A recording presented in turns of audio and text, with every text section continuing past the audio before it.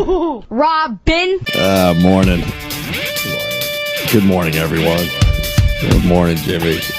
Hola. Morning, Anthony. How's everybody doing? Hope you had a pleasant weekend. Uh-oh, that's the wrong lever. You confused me, Anthony. Whoops. Yeah. You're very connected out there. You're connected to the social networking. You're doing your own radio show out there, podcasting, all that crap. And Crazy. I come in here and I go, Crazy. that's a real bummer what happened to Dan Weldon. Yeah. And you're like, what? What? What happened? What's I'm that? like, where have you been for the last 12 to Something 16 happened? hours? I was off the grid yesterday. Well, that's what I'm learning. You were off the grid. You just found out that he died a mere 10 minutes ago. I was off the grid, so I was just watching a lot of movies yesterday. And when you watch movies, you don't get those news teases and things like that. But you could watch a movie or be in your house without checking Twitter once? Yeah. That's almost impossible. You know that. I just... What's the real deal? You lost your phone? No, that was it. Actually, I'm getting a new phone. Yeah. I'm going with Verizon. Oh, good. So, yeah. And, yeah, that's what I'm doing. So I got to hit the Apple Store later on. I was going to get a new phone over the weekend, and then I had a few, issues with getting the phone. The phone. Like AT&T. I had to go there. I was talking about Dan Weldon. Oh, I know. I'm just talking about why I was... No, What were the issues with AT&T? Why I was off the grid. What were the issues? I had to go down there, and then I needed the password for my AT&T account and a special number, like a PIN number.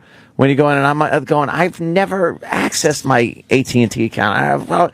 Just kind of spring that on you. Yeah. I'm like, I don't know. So I'm trying to access it.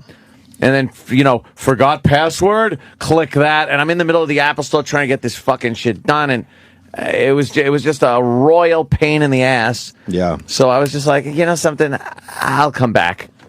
I'll come back and do this. Do it another day. Yeah. So I went that route. But Dan Weldon, he died in a massive fiery car crash yesterday. Yeah, that's fucked up right there. What was it, 15 cars were involved in this car crash?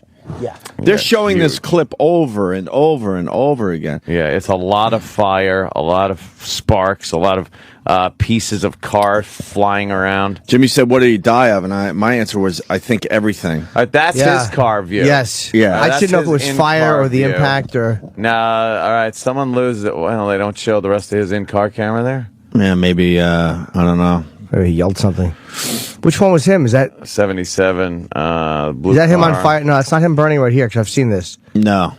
No, at that point, I think... I don't know which car it is at this point. I wonder if he was dead on impact or if he lived or... Well, they airlifted him out, so I would looks assume like- they had something. He was still kind of technically alive. I heard some people saying he was upside down when he hit the wall. Jesus. Hit his head, but there was a lot of fire. I don't know. Someone you watch that Earnhardt crash, and he was done in a second. Instantaneously. Yeah. But this, I don't know. I can only hope for his sake it wasn't fire. It's amazing there aren't 15 dead. Like, when you see the way those cars I flip, know, right? I saw a guy get out of a burning car. How does anybody live through any of that? Yeah. Yeah. They got their safety figured out in general. I mean, it didn't help yesterday for Dan, who I think he was in on June. June, right? Yeah. Indy, the Indy winner, and we just hit it off with the guy. He was really cool. We Loved the talked to him show. for an hour? Just when Ant was going to the Poconos. I think he was going to go to the Poconos. Like, you talked about you racing somewhere.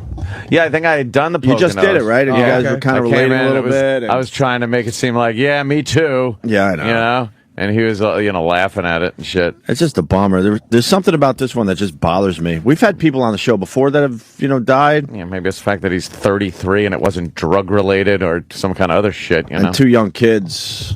2-year-old and I think like a 6-month-old. Jesus. Zoiks. 33 years old. He was just full of life. He was just a really cool dude. Yeah, he was really nice. into what he did and just really...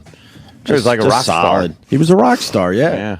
We're going to replay the interview at 10 o'clock, I guess, that we did this past June. Man, they have in-car cameras on all these Indy cars, so they're showing all the cars as they pass by, and the amount of debris that is flying at every which car was single that person. That was in the air. Was that him? Yeah, I think it was that because he The number 12 car gets launched too. This guy gets launched in the air, and he's okay. It looks like he's flying. It looks like an airplane. Look at him. Shit, taking off.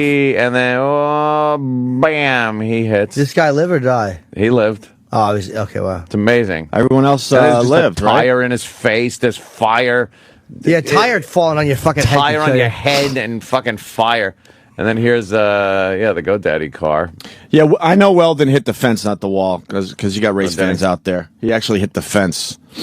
Oh yeah, yeah, like the snow. I call it the snow fence. The snow fence. You know, the fence that keeps everything on the track, or at least try to. Yeah, because he got launched in the air. Yeah, that's him getting launched. We got a guy that was at the race, saw the hits accident. The fence. You want to talk to this dude? Yes, as long as he's not telling a pack of lies. Yes, full of shite. We have to just assume he's not lying. Are you lying, Chuck? No, I'm not. I was there. I was right behind the flag stand when it happened there, and I watched it happen. My first Indy race I ever went to was my birthday, and when they went to that turn and that fire, and it was horrendous. Now, who initially lost it on the track? I don't know who he hit. Right there. But up in towards the wall, and he hit them and just launched. And when he landed on his roof and slid around turn 2 and came out into the back straightaway. I mean, he slid for a good quarter mile. Oh, so if he landed on and they said that the car that's behind their head back there, head broke. So his head he probably broke his neck on there. Oh yeah, maybe. Jesus, it was horrendous. I mean, there's people just bawling all over the place. I mean, he was trying to win the $5 million, and he was going to share it with a fan if he won. Well, let me ask you now. Wait, what was this race? Someone else is saying Randy Bernard put up $5 million for a non-Indy guy to win. That's what Dan was after. I don't understand. Yeah, this is only his second race, from what I understand. Whose? Weldon's. No. His second race. What do you mean? Second race in the Indy. Oh, of the Indy. I don't know I don't know enough about Indy. No. He won the Indy 500. What's that? He's won the Indy 500. We're not huge Indy fans, obviously. We know what you're talking about. And he won the Indy 500. You're saying this is his second race of what? Yeah, this is the second race in the Indy series. Oh, in the Indy series this time or overall? Overall, I think that's what I was. Oh, you know just about as much as we do, which is nothing. Hold on. 2005 Indy Racing League IndyCar Series champion, Larry, winner of the Indy 500. Are you an Indy fan? Because we're openly admitting I'm we're a not. race fan, sir. If it's got a motor in it and a number on it, I'll watch it. Okay. All right, cool. So what do you know? Okay, to generate interest, because IRL is secondary to NASCAR and F1, Randy Bernard put up $5 million for any non-Indy regular. If he could win the finale, what they called the World Championship in Las Vegas, they got a $5 million bonus. And Dan Weldon, being a non-Indy regular because he didn't have a full-time ride, was eligible for that $5 million.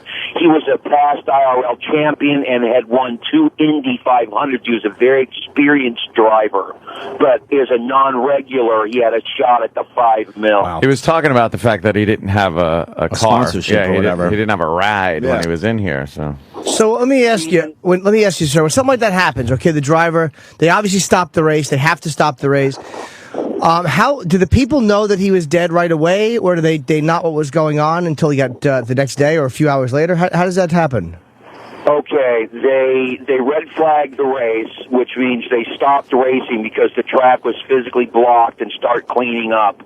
He was immediately airlifted. They have dedicated safety crews that travel with the series and dedicated doctors.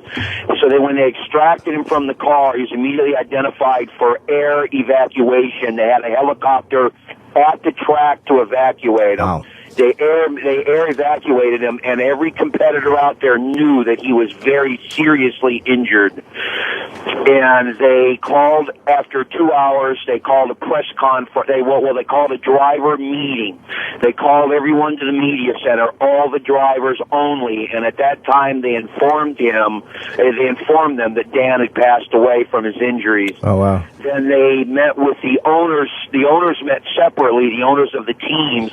Then the owners joined the meeting, and they agreed to not race the race. The race was over. It was called at that point because the championship also had been decided, and the Rookie of the Year race had been decided.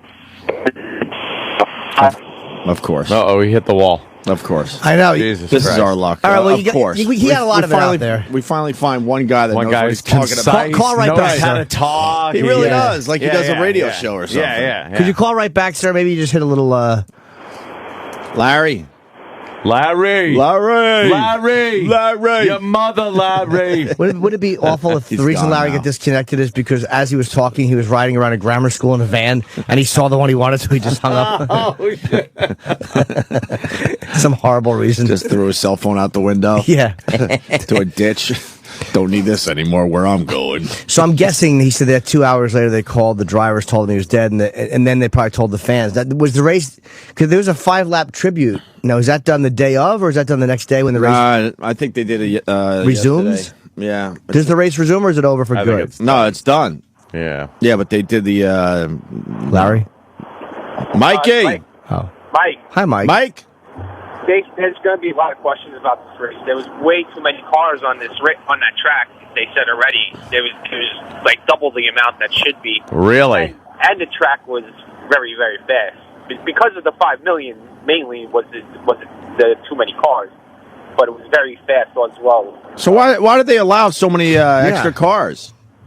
They don't usually allow those many cars, but because of the 5 million, that whole 5 million thing, they let them on. They had no sponsors. Well, these guys had to think that it was going to be pretty damn dangerous with more cars on the track like that. No. Yeah, that's why it was so dangerous. They were talking about it beforehand. And if you were watching it, they even in the clips on YouTube, you can see them say there's too many cars on the track. Look, they're all bunched up.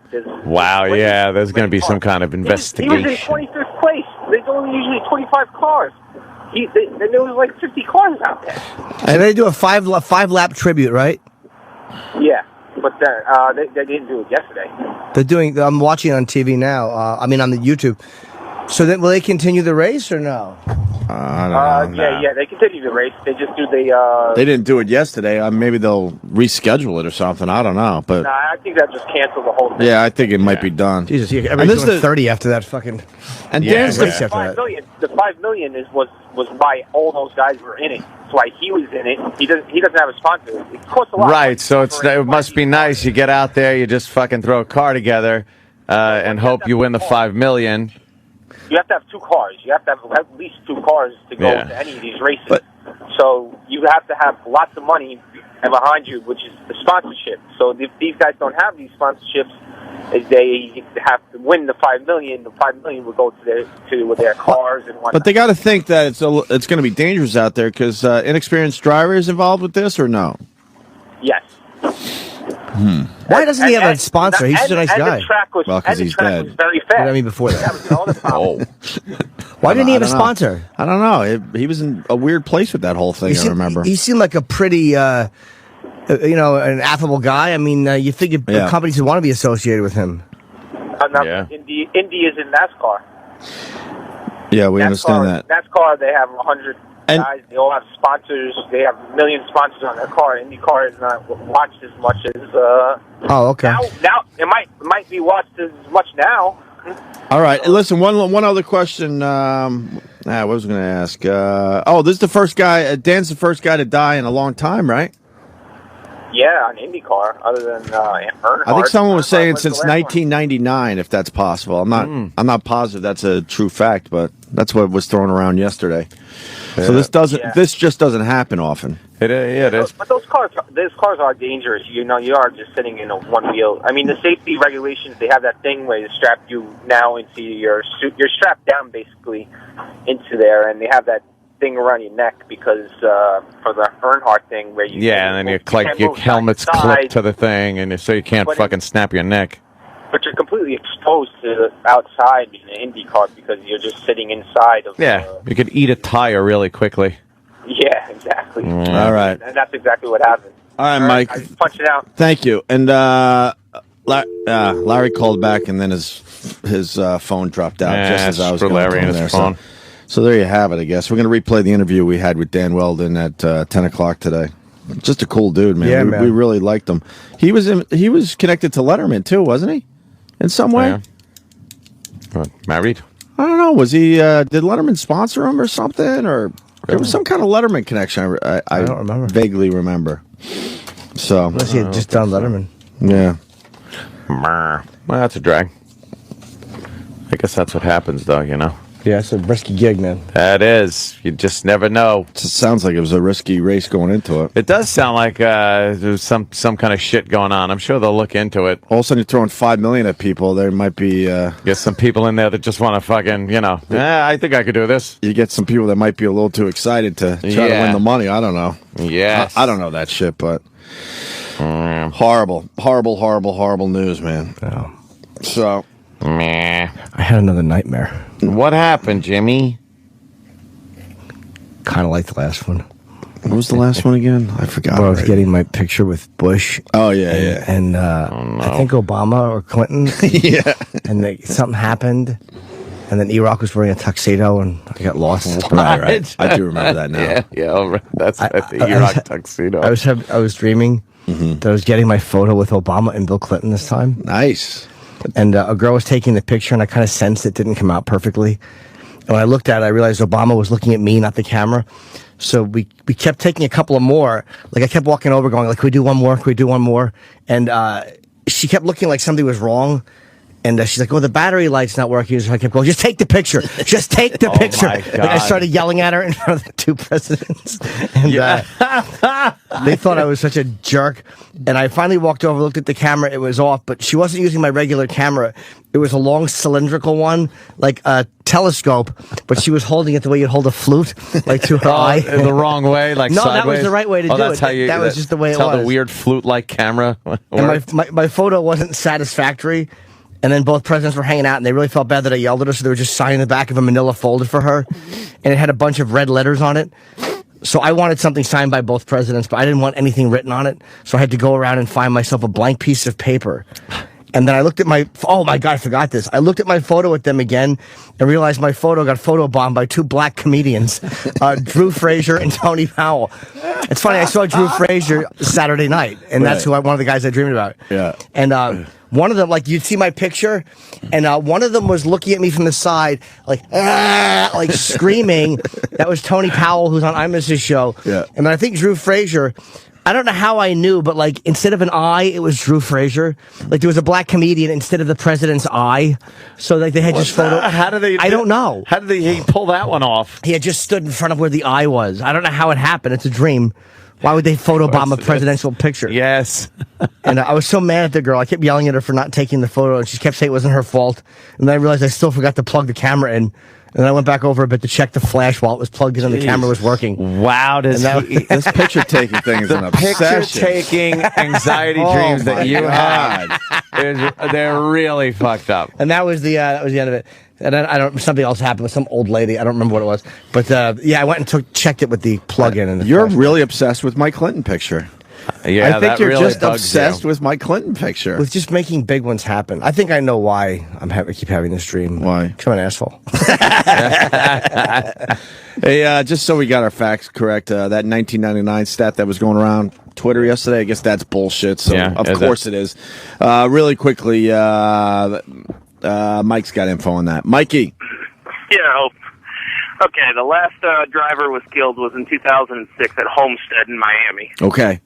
His name was Paul Dana. They did the tribute right after they did the announcement yesterday, so the season is actually now done officially.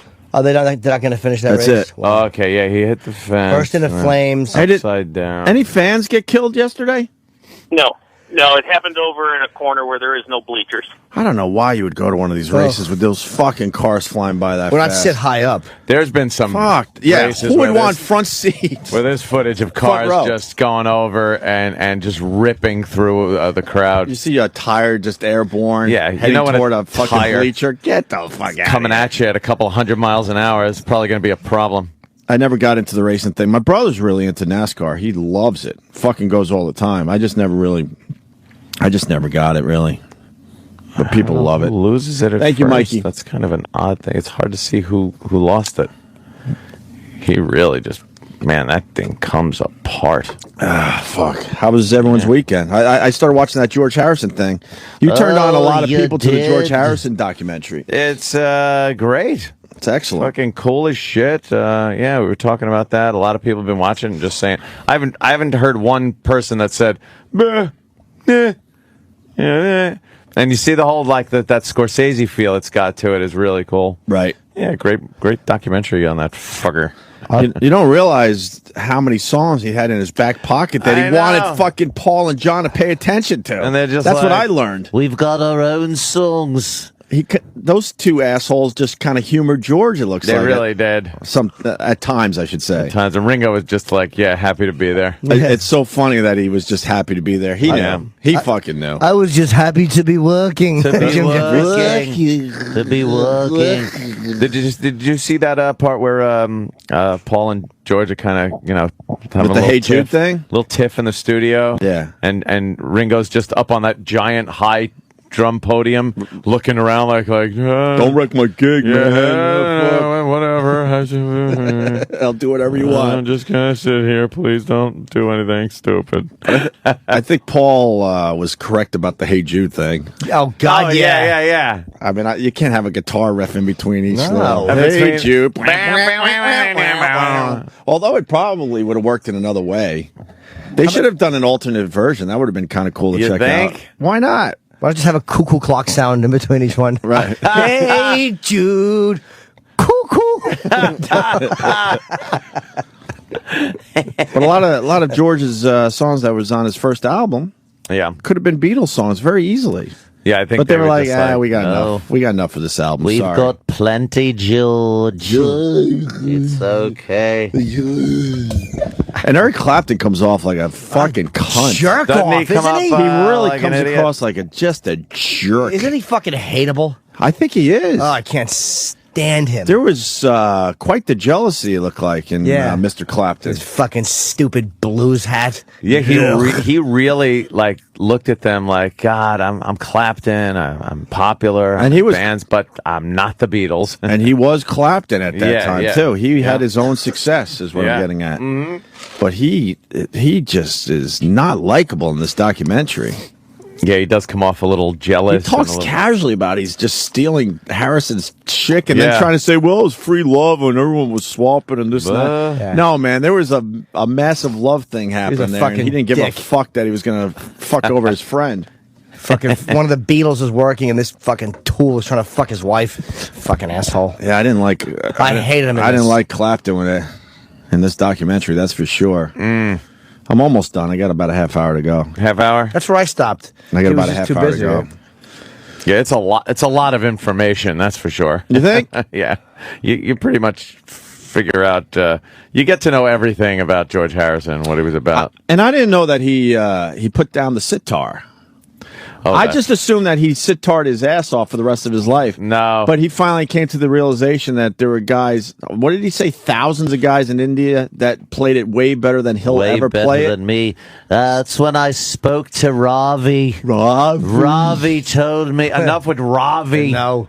Ravioli. And those big, awful basketball knobs on the top of the sitar. That sitar must Why be... do they need those things? How many years does it take to tune that fucking thing, too? I was obsessing with the big, round, fucking basketball-sized balls at the top of the sitar. What the fuck is at the top of there? Plang, plong, plang, tango. That's great. Why do you need that? Can't you just have a little knob? Like a guitar? Yeah, what Look is at that big thing? It's like a big, huge gourd. It's a goiter. His sitar has a goiter. I loved how these guys, when George brought them around, they refused to stand to perform. They just sat in a weird, almost yoga position with their big fucking sitars. Well, that must have sucked, like, because they were talking about his tours. Look at that thing. That's retarded. They were talking about his tours, and George Harrison would go out, and a lot of people would see him, and then he'd have a segment of the show where he'd just drag on a bunch of Indian people. They'd sit there and just pling, pong, pling with that boom, boom, pow, bing, pow. Oh, yeah.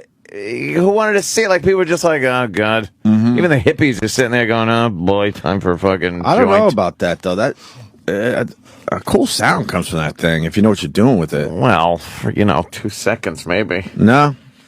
I like the episode of Seinfeld when they went to India for the wedding, and they did the boom, ba-down, in sitar. Oh, yeah, cool. That was kind of funny.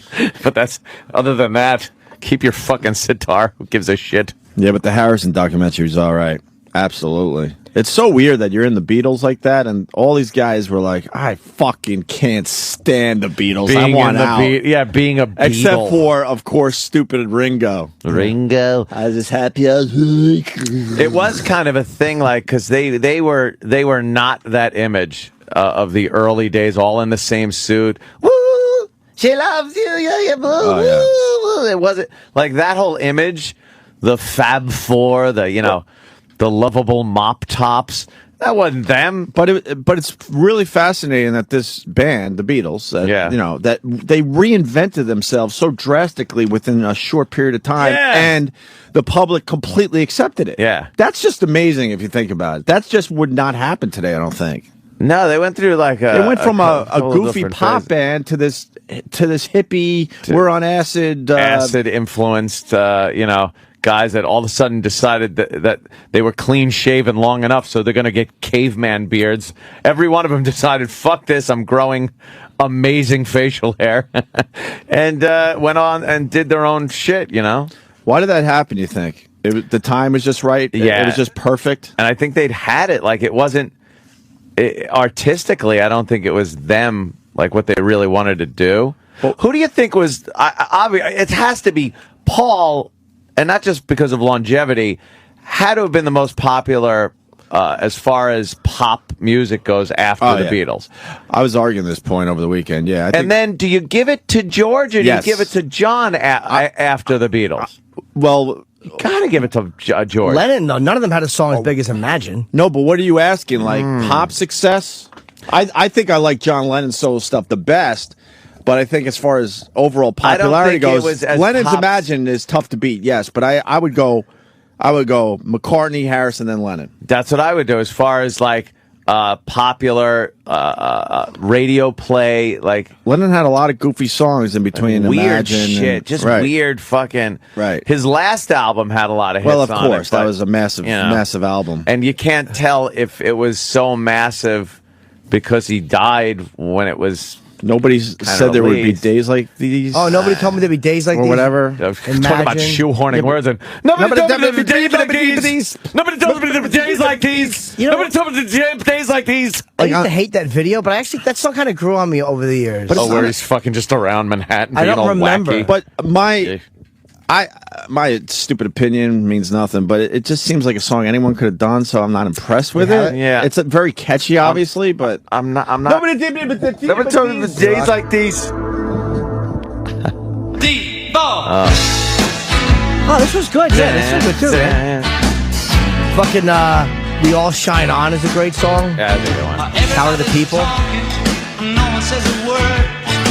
Everybody's making love. No one really cares. There's napkins in the bathroom, just below the stairs. This is good, man. Always something happening. No, My Sweet Lord, though. I know. I didn't like that song that much. Hare Krishna. Hare Krishna, Hare Rama. I thought Lennon's stuff in the 70s was probably much bigger than Harrison. I mean, Harrison was well known, but Lennon, they were all doing arenas. Oh, yeah. Yeah. Nobody told me there'd be days like these. Nobody told me there'd be days like these. Nobody told me there'd be days like these. Nobody told me there'd be days like these. Strange days indeed. The chubby Lennon. Strange. It's like Yeah. It's like splitting hairs, obviously. They all did great except stupid Ringo. What did he have a big song? Ringo had kind of a solo tune, didn't he? He had a couple of solo. 16, You're Beautiful, You're Mine. And no, he also did that one with the drugs. What? Talking about some drugs. The No. Yeah, that one, right? He had to tour with people. It was always Ringo, Starr, this traveling all-stars. Yeah, that was like, but also like in the 70s, though. But Olsen Harrison would call him up. Come on, Ringo, you're not doing anything. Help me out for a while. I was just happy as well. This hey, Jimmy. Ringo's please little tunes. I love what Jimmy says. That I know just came from Colombia. Which one is this? This is. Smile because I did not understand. Remember this one? Then she held out some marijuana. She said it was the best in all the land. Is he trying to be Raga? Obladi, oblada. This is terrible. Or Yellow Submarine. Kind of hear awful. right? Ringo Stinko. I was not a big fan of Ringo's the shit. best in the land. Wasn't even a good drummer. He just. There's rumors that he might not have even been drumming on some of those that tracks. Shit. Yeah, there's rumors. There's rumors that Paul might have picked up the sticks after Ringo went. Well, at least you didn't watch something awful. That's all that matters. Oh my God. At least you didn't watch a hunk of shit. I was reading some of the tweets from Jimmy Norton. And it was hilarious because I felt like I was transported back in time to the days of yesteryear, another century, actually. That fucking movie made me so angry. That fucking Phantom Menace. George Lucas. Yeah, I'm sorry. He might be eats balls. Say it. You know, like a long time ago in a galaxy far, far away. It's time to say he's overrated. I saw the first two. I didn't watch the third one of the trilogy. The second one was extraordinarily dull, but there were some really cool parts of it. Yeah. But then I watched. Someone told me to go see that guy Red Edit or whatever. Who's the guy that does the fucking? It's the funniest thing I've seen on YouTube. Is the guy destroying the Phantom Menace? Oh, really? It's a fucking 1 hour review on video, and it is fucking hilarious. Somebody directed me to it. Oh, where's the plug? Let's get other people to check it out. It's 3 million people have watched this thing already. I've never seen it. He destroys Phantom Menace. You didn't like Jar Jar Binks? He didn't even go after Jar Jar that much. He just kept calling him a cartoon Robert. But the guy killed it on the story, the protagonist. Like, he really destroyed it. Wow. Is this it? Now, what didn't you like? Possibly fuck up the entire backstory to Star Wars. While my son eventually hanged himself in the bathroom of the gas station, the unfortunate reality of the Star Wars prequels is that they'll be around forever. They will never go away. A word. They could never be undone. Is that his real voice? No, I don't think so. Someone who's under the age of like 20 says his least favorite film in the series is The Empire Strikes Back because it was the most boringest one, then I suggest you shut this review off right now before I carefully explain how much of a fucking idiot you are. So where do I possibly start? I love this guy's voice. I hate me crunchy. Nothing in The Phantom Menace makes any sense at all. It comes off like a script written by an 8-year-old. It's like George Lucas finished the script in one draft, like turned it in, and they decided to go with it without anyone saying that it made no sense at all. Stupid, incoherent mess. This guy's great. At this point, who's going to question George or tell him what to do? I take it you say action after we roll camera? I'll say action. Sometimes I forget. People forget. If I forget to say action or cut, just step in and say action and cut. He controls every aspect of the movie. He probably got rid of those people that questioned him creatively a long time ago. I also think that everyone just assumed that a Star Wars prequel would be an instant hit, regardless of what the plot was. Really, how hard could it be to screw up? It's like screwing up mashed potato. You boil the water and pour the packet. Number one. The biggest and most glaring problem with the Phantom Menace is the characters. This is like the most obvious part of movie making, but I guess I gotta explain it when talking about this turd. Let's start at movie making 101, shall we? Shall See, in we? most movies, the audience needs a character to connect with. Typically, this character is something called a protagonist. When you're in a weird movie with like aliens and monsters and weirdos, the audience really needs someone who's like a normal person like them to guide them through the He's story. showing Luke Skywalker. Now, this, of course, doesn't apply to every movie, but it works best in the sci-fi, superhero, action, and fantasy genres. I picked a few examples to illustrate this point. You pause this. You don't have to go through it. This is literally, it's an hour long. I know, but it's. But he it kept our brilliantly attention. fucking dissects Yeah. the entire, like, why the characters stink, what you don't know. Like, if I was Lucas and I saw this, I would blow my brains out. I'm so watching that. I like the voice. That was a great trailer for this little series that he put up on the web, because I'm so watching that. It looks hilarious. There was one thing in there that kind of, it looked like a spoiler for a later one. So I paused it when it was almost done. I laughed. I fucking howled alone watching this. And then I watched the second one, which was the Clones one. Yeah, the Clone Wars. And just, again, all I kept thinking of is how there's no fucking connectable character. Hayden Christensen stinks. How awful. He's terrible, dude. Is Hayden Christensen. And even Natalie Portman is not good in those. And she's great, but she stinks in those. You know who's good? The old guy that played Dooku? Lord Dooku? Oh, yeah. Who's that? He's fucking famous yeah, I know. oldie actor who's been in a lot of movies. Christopher Lee. Yeah, that was Christopher Lee. Yeah, I kept thinking it looks like Christopher Lee. Christopher Lee is good. Your comments, though, on fucking like Darth Maul. You didn't like Darth Maul? No, and I hadn't watched this, by the way, I had not watched this review until after I was done Twitter. I didn't know that. Someone connected me to that. When you said Darth Maul, it would have been better if they would have called him Scary. What? Oh, a mean man, scary mean face. man, scary face. He stunk. He fucking stunk. You didn't like that lightsaber fight? No, it was awful. I mean, With it was him and I didn't care about it. And again, the old soy sauce head. The guy explained it better than I. Like what I twittered was basically as deep as I went with it, and then I went and watched this review afterwards, and it's like you can't unsee the review. Like the lack of I didn't give a fuck about those characters at all, so I didn't care that they were fighting. And I gotcha. You know, I there's an old thing in acting, and believe me, as a moderate or awful actor, play the man, not the uniform. They say, like when you're playing a cop, you don't go, hey, pull over. I do because I'm awful. But a real actor, like look at Mark Hamill or something, or Harrison Ford. They were these interesting people, and this is what they did. Right. Hayden Christensen, Natalie Portman, they were playing the part, like they were trying to be princessy.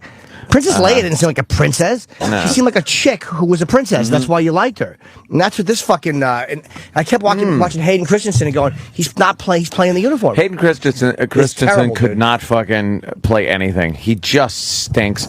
I actually watched one other movie with him in it. He's fucking horrible, dude. And he's just a bad actor. Well, he's kind of gone away.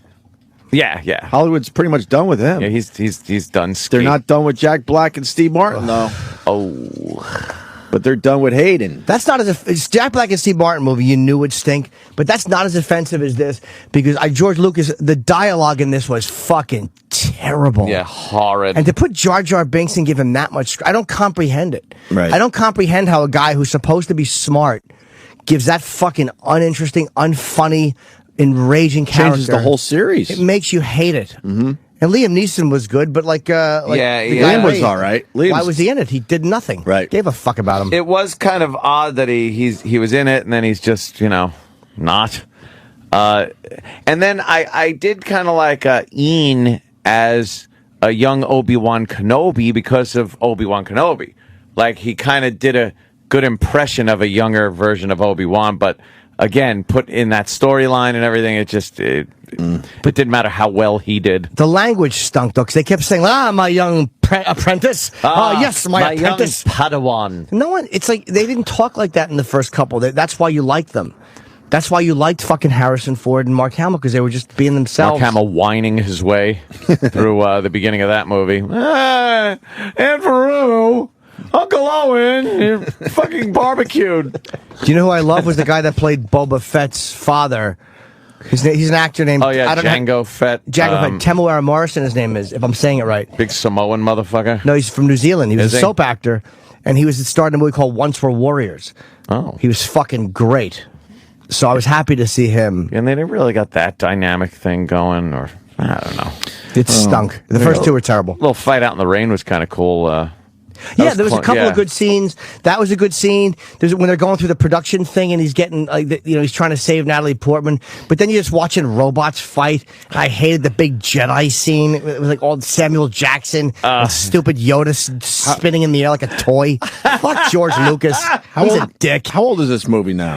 Exactly. 2002, I think. I'm confused. Are we back at NEW? It really is. That's what made it so fun to watch. It was like Jimmy you saw this for the first time. I've never seen. I'm going to watch 10 years later almost. I'm going to watch that dumb Sith movie tomorrow, which I hear is better than the other two. It is like watching. It was like reading the tweets of a retard because it was shit from so long ago. You're like, most people have seen the movie multiple times. Yeah, which made it better too. Because first of all, you don't got to worry about spoilers, and secondly, you're so detached by time from it that you almost forget about the things that you sat in the movie theater and went like, oh God.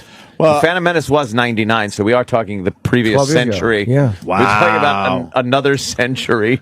So we're talking 12 years ago. Yeah. Well, I mean, let's bring it back to current time here. I mean, The Big Year was a terrific movie. I don't know why it didn't do well at the box office. We should play the trailer for Jimmy. Have you seen the trailer for The Big Year? With Steve Martin and Jack Black? I saw it when I actually went to the movies recently. I saw a movie called Drive. Sure, how was that? Which, that's, I guess, the same movie that woman sued because the trailer was misleading. Oh, right. It made it look like an action movie, and it turned out to kind of be a little romance movie with some... And she's suing over crime shit thrown in. Yeah, you know. You know how some fucking dumb cunts can litigate anything. You should have to pay the legal fees of the opponent if you do that. Absolutely. England got it right with that shit. Of course. Look at the trailer, though. The Big Year. You got to see this, Jimmy. This is terrific.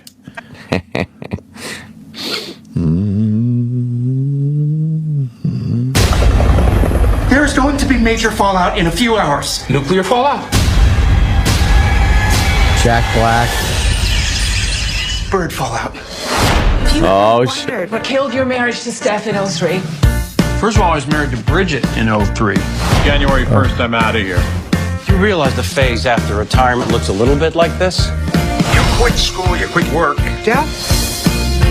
Great talking to you. Oh, that Jack Black. You know? We need a little making adventure. faces. Doing a big year. Big year to do all the things we never could. Now, You'd think they'd be exhausted by now. Race to the bottom? they're turning their quest If they ever stop competing, they die. into the ultimate competition. Oh, who gives a shit?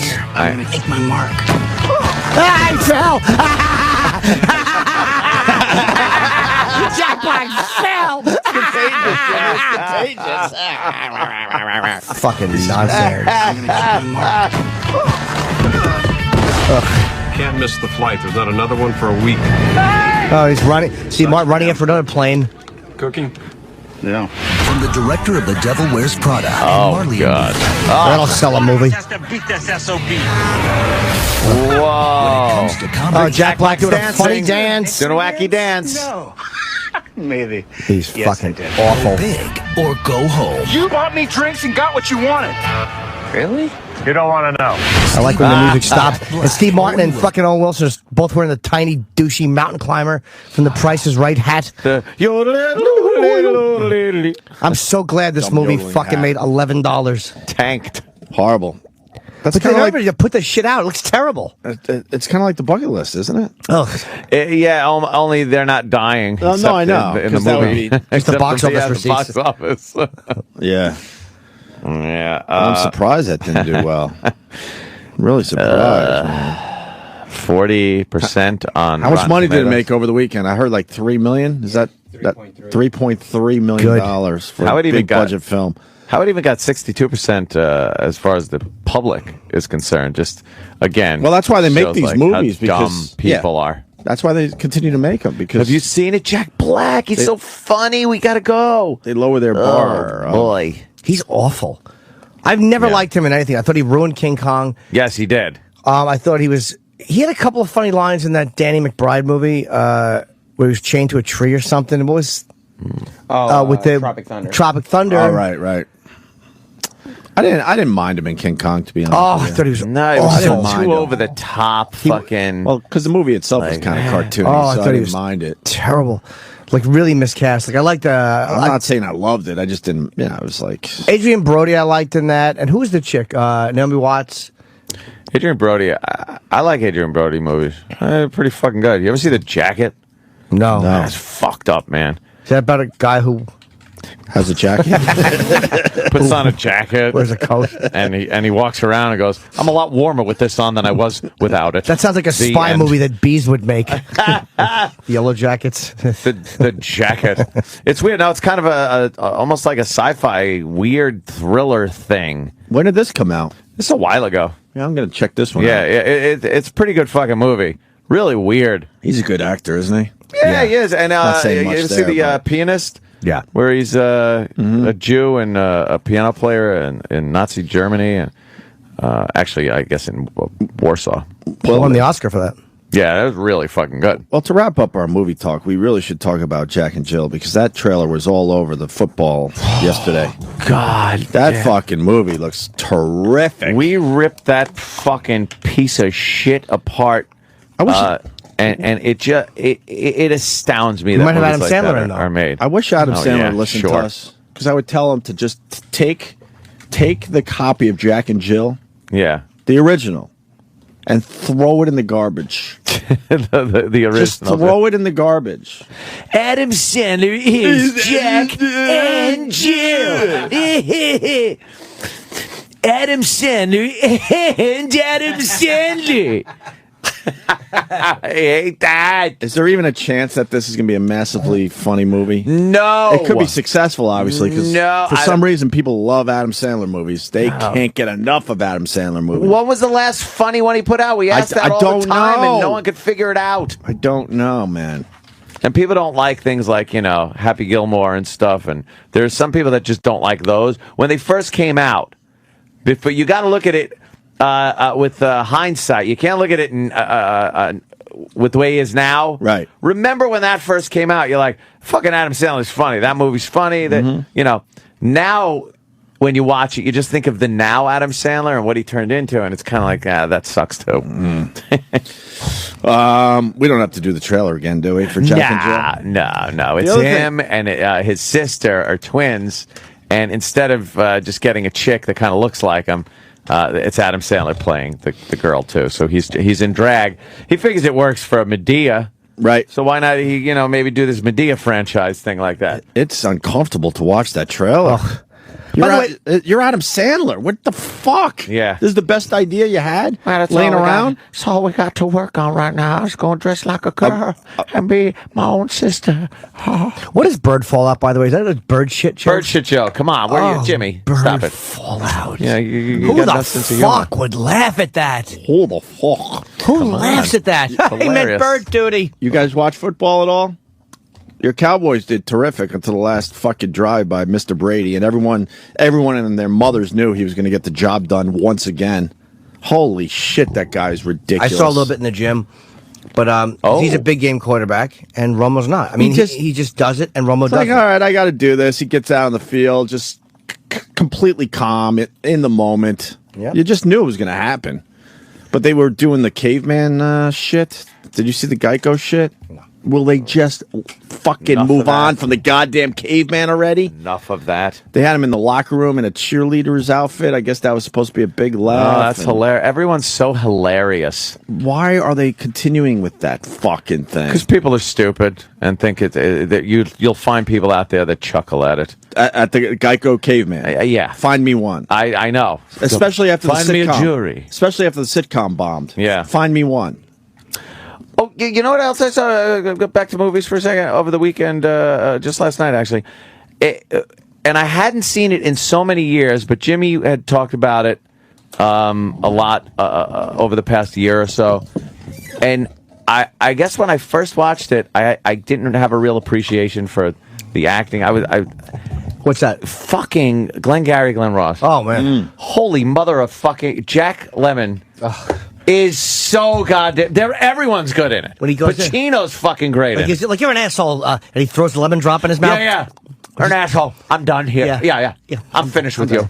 I want those leads, and I want them now. Yes, I need leads. It's so and Alec Baldwin is on just for the beginning of it. Yeah, cameo. And he is fucking great and such a complete scumbag. But you see why they were smart to keep Pacino out of that scene, because it would have been the two alpha males. It wouldn't have worked. Right. Now, all these other guys are kind of backing down to Alec Baldwin, who has an answer for everything and just can shit on all these people. But Pacino would have sat there and not taking the shit. Because he was working and making the money. Yeah. Look at Jack Lemmon. I am not fucking with you.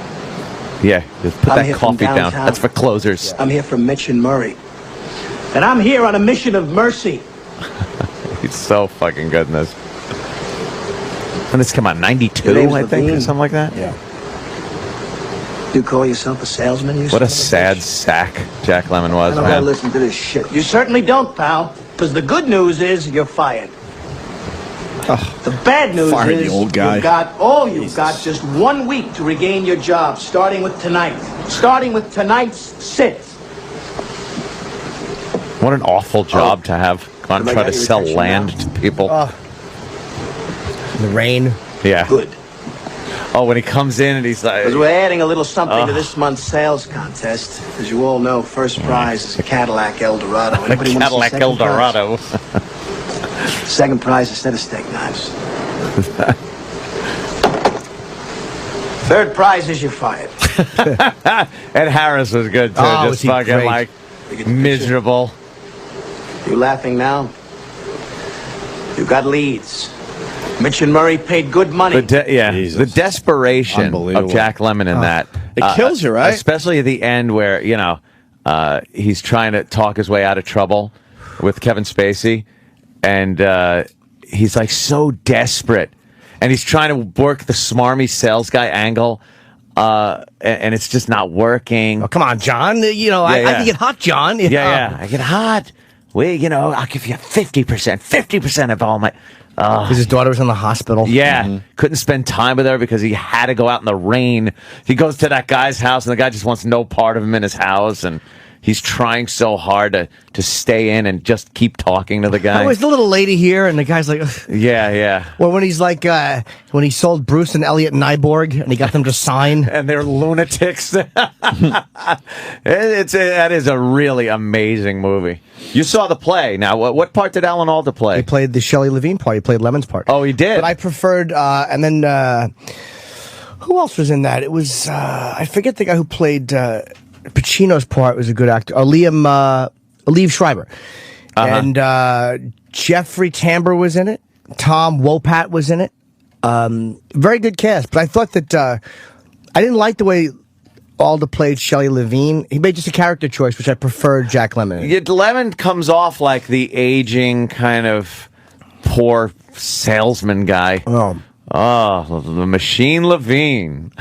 Oh, God. Gotta smell your farts for a week. Pacino was fucking great, man. It was great. When he's telling the guy's like, "Oh no, I was on the board who drafted that." Like just the way these guys will lie. Just the lying, and then when Kevin Spacey fucks the whole thing up, and he's like, "You cunt." He's calling him a cunt. You fairy. You fairy. You're a fucking cunt. And that moment where he realized Lemmon put his foot in his mouth. If you're going to make something up, John, at least know this. Yeah. And he's like, what? How did you know I made it up? How did you know? Oh. Yeah, could you play a little bit of Lemmon right there? Brutal.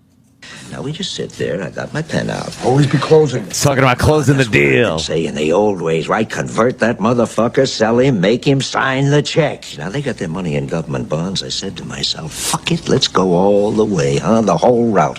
I take it and plat it out. 8 units, 82 grand, and I say to them, this is now.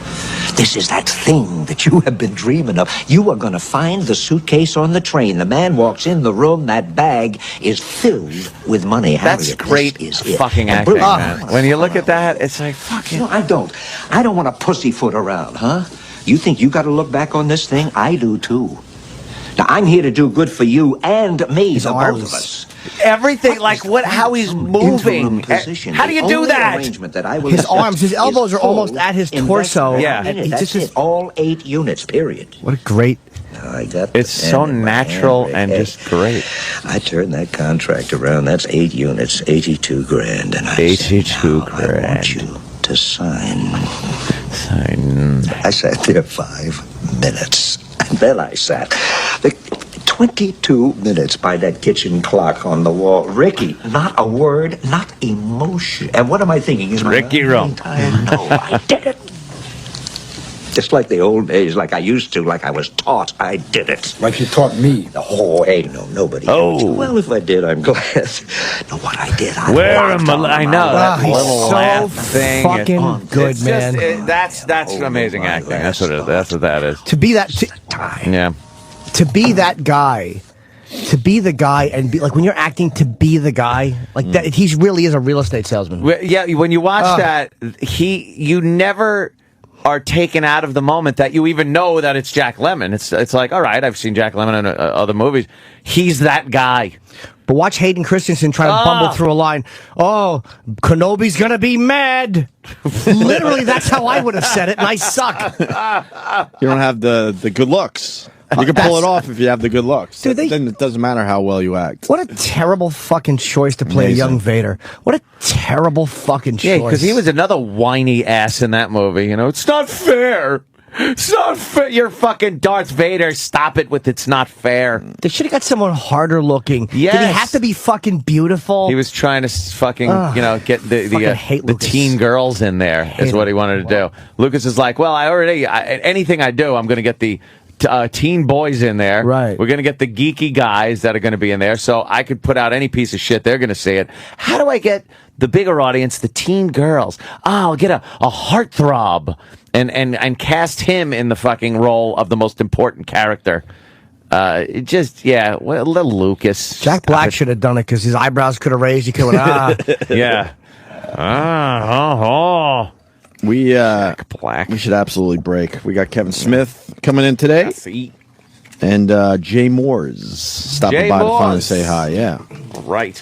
And other things. All right, man. Let's eat, have some breakfast, and we'll continue with Kevin Smith next. Boom boom boom. Now let me hear you say way-ho. I say boom boom boom. Now everybody say way-ho. Hey-ho. Boom boom boom. Let me hear you say way-ho. Hey-ho. Boom boom boom. Now everybody say way-ho. Hey-ho.